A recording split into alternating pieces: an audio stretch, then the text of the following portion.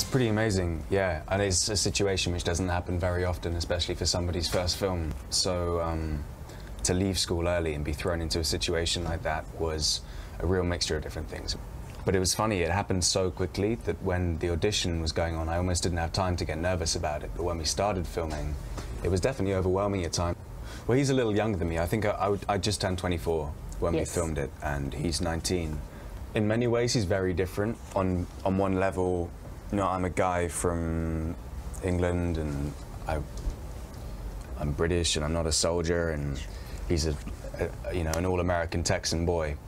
But at the same time, there were definite parallels and echoes between me and him that I could use when we made the film. So the fact that he was taken from his situation in Iraq and taken back home to America and thrown into this victory tour and this parade where he's suddenly thrust in front of cameras and having to deal with a whole new environment.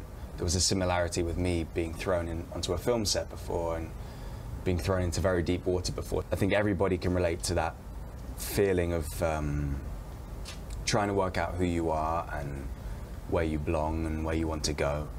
And so I think that's something that I tried to hold on to. What are the most challenging part in regard of screen acting when you joined your first screen film with the 3D, 4K, high technology? Yeah, these big 3D cameras were huge, and they were right up in my face, and it wasn't a normal environment to go into. What is the distance? How near the camera is to the actor? It depended on the type of shot, but for when they would do some of those close-ups, like you were saying in the halftime expression show, they would kind of, oh my God, your face would almost be in the matte box. Yeah.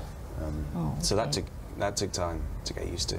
对啊，所以反而我觉得就是算是很有优势。我觉得你习惯了 2D 的一些往前放，你的表演都是往前放，但是突然你就有另外一个 dimension 要处理，我就觉得反而他就比较没有以前的思想，他就比较没问题。